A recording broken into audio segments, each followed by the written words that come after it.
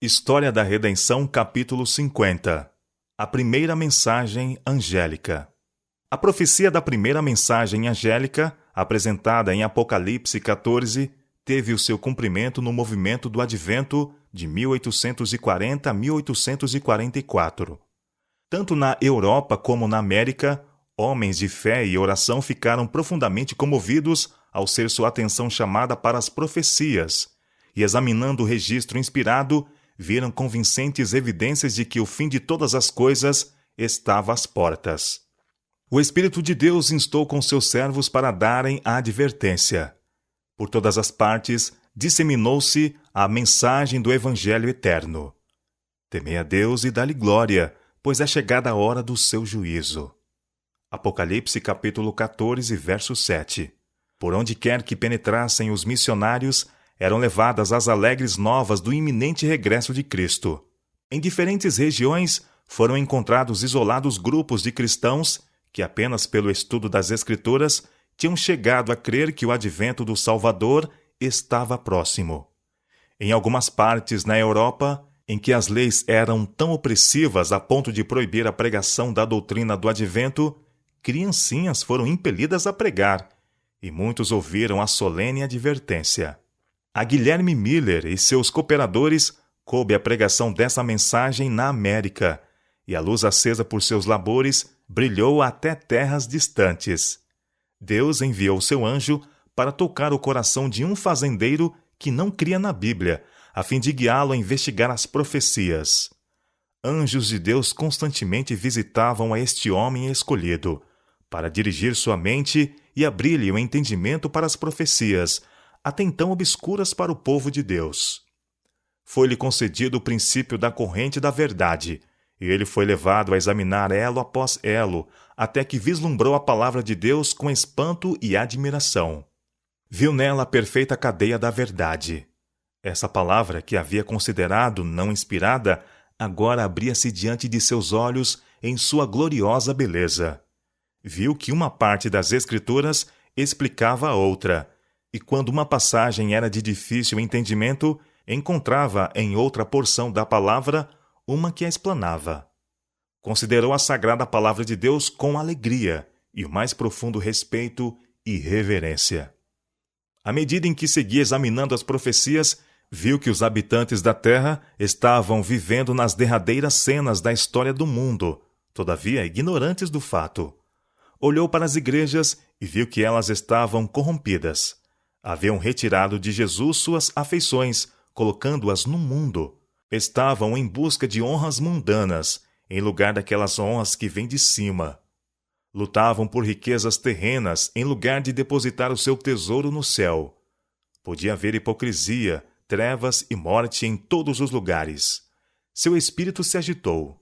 Deus o chamou para abandonar sua fazenda, assim como chamou a Eliseu para deixar os bois e o campo de trabalho a fim de seguir a Elias. Com temor, Guilherme Miller começou a desdobrar perante o povo os mistérios do reino de Deus, conduzindo os ouvintes através das profecias para o segundo advento de Cristo. O testemunho das Escrituras, apontando a vinda de Cristo para 1843, despertou amplo interesse. Muitos se convenceram de que os argumentos do período profético estavam corretos, e sacrificando seu orgulho de opinião, alegremente recebiam a verdade. Alguns pastores deixaram de lado suas ideias e sentimentos sectários, deixaram seus salários e igrejas e uniram-se na proclamação da vinda de Jesus. Poucos pastores, porém, aceitaram esta mensagem. Portanto, ela era grandemente entregue a humildes leigos. Agricultores deixavam seus campos, mecânicos as ferramentas, comerciantes as mercadorias, profissionais suas posições, e mesmo assim o número de obreiros era reduzido em comparação com a obra que devia ser realizada. A condição de uma igreja ímpia e um mundo jazendo na maldade pesavam na alma dos verdadeiros atalaias, e eles voluntariamente suportaram trabalhos, privação e sofrimentos, a fim de poderem chamar os homens ao arrependimento para a salvação. Embora com a oposição de Satanás, o trabalho ia avante com rapidez, e a verdade do advento era aceita por milhares de pessoas. grande reavivamento religioso. Por toda parte se ouvia o penetrante testemunho, advertindo os pecadores, tanto mundanos como membros da igreja, a fugirem da ira vindoura. Quais João Batista, o precursor de Cristo, os pregadores punham um machado à raiz da árvore, e com todos insistiam que produzissem frutos dignos de arrependimento. Seus fervorosos apelos achavam-se em evidente contraste com as afirmações de paz e segurança que se ouviam dos púlpitos populares, e onde quer que a mensagem fosse apresentada, comovia o povo. O simples e direto testemunho das Escrituras, levada ao íntimo pelo poder do Espírito Santo, comunicava-lhes um peso de convicção a que poucos eram capazes de resistir inteiramente. Os que professavam a religião eram despertados de sua falsa segurança. Viam sua apostasia, mundanidade e incredulidade, seu orgulho e egoísmo. Muitos buscavam o Senhor com arrependimento e humilhação. As afeições, tão longamente dedicadas às coisas terrenas, estavam agora fixadas no céu. O Espírito de Deus repousava sobre eles, e com coração abrandado e subjugado, uniam-se para fazer soar o clamor: temei a Deus e dá-lhe glória, pois é chegada a hora do seu juízo. Apocalipse capítulo 14, verso 7. Pecadores em lágrimas perguntavam: que devo fazer para me salvar? Aqueles cuja vida tinha sido assinalada pela desonestidade estavam ansiosos por fazer a devida restituição. Todos os que encontravam paz em Cristo anelavam ver outros participarem dessa bênção.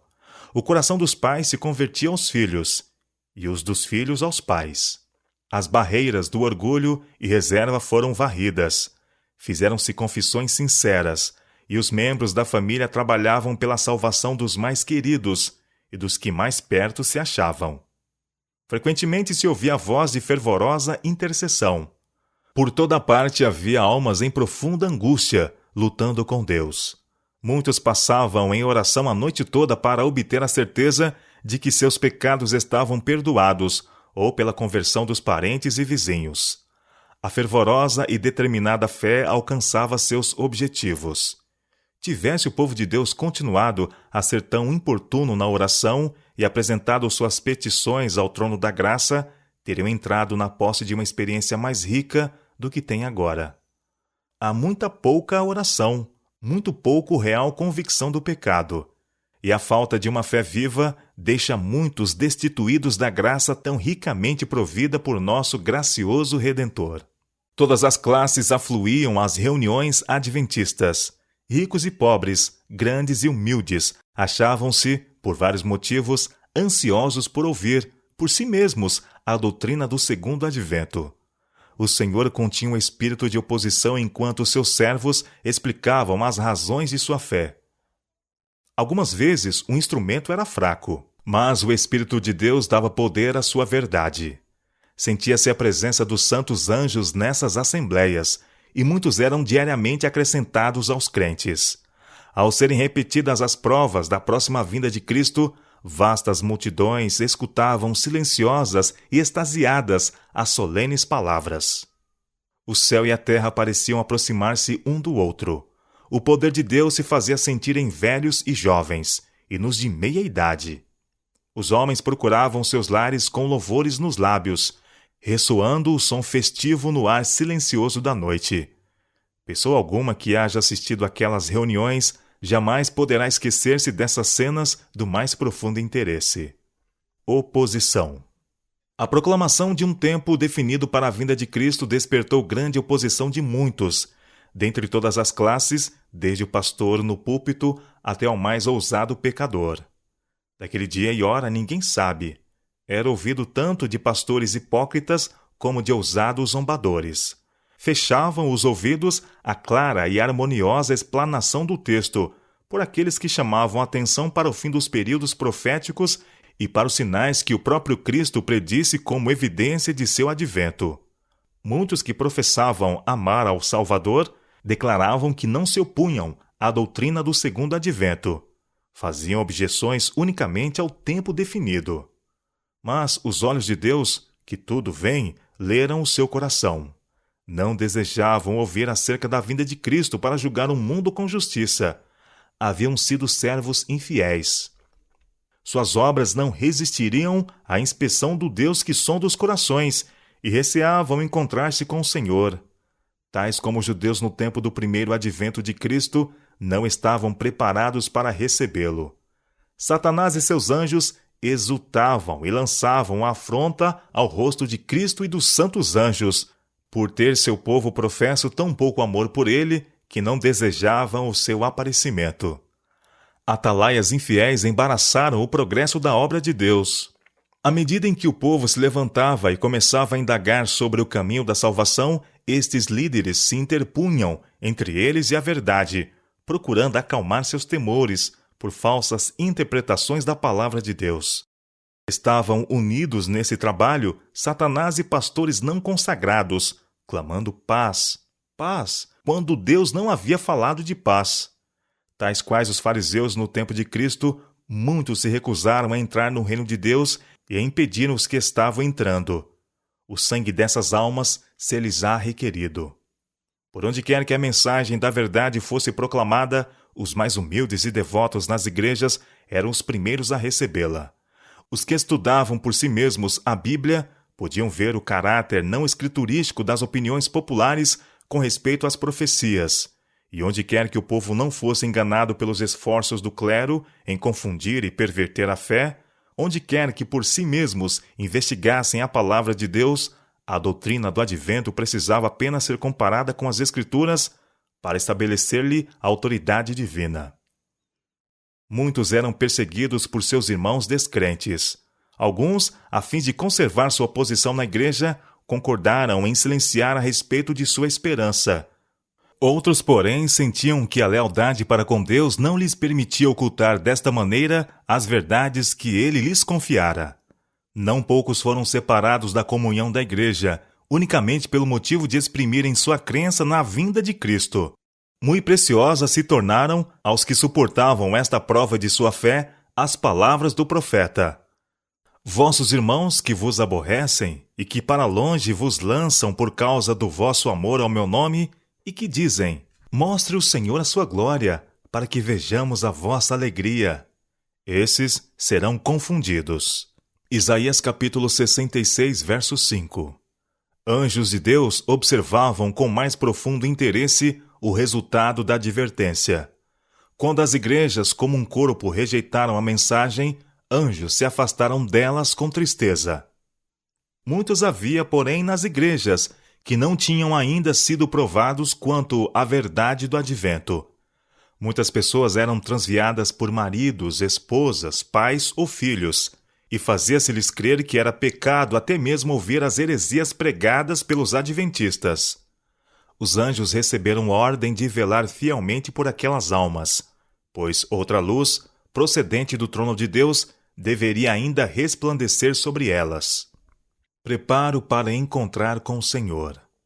Com inexprimível desejo, os que haviam recebido a mensagem aguardavam a vinda do Senhor. O tempo em que esperavam encontrar-se com ele estava às portas. Com calma e solenidade viam aproximar-se a hora. Permaneciam em doce comunhão com Deus, como que antegozando a paz que desfrutariam no glorioso porvir. Pessoa alguma que haja experimentado esta confiante esperança poderá esquecer-se daquelas preciosas horas de expectativa. As ocupações seculares foram, em sua maior parte, postas de lado por algumas semanas. Como se estivessem no leito de morte e devessem dentro de poucas horas cerrar os olhos às cenas terrestres, os crentes sinceros examinavam cuidadosamente todos os pensamentos e emoções de seu coração. Não houve confecção de vestes para a ascensão. Todos sentiam, porém, a necessidade de evidência íntima de que estavam preparados para encontrar-se com o Salvador. Suas vestes brancas eram a pureza da alma, o caráter purificado do pecado pelo sangue expiatório de Cristo. Deus intentara provar seu povo. Sua mão ocultou um erro no cômputo dos períodos proféticos. Os adventistas não descobriram esse erro. Tampouco foi descoberto pelos mais instruídos de seus oponentes. Estes últimos diziam: Vossa contagem dos períodos proféticos é correta.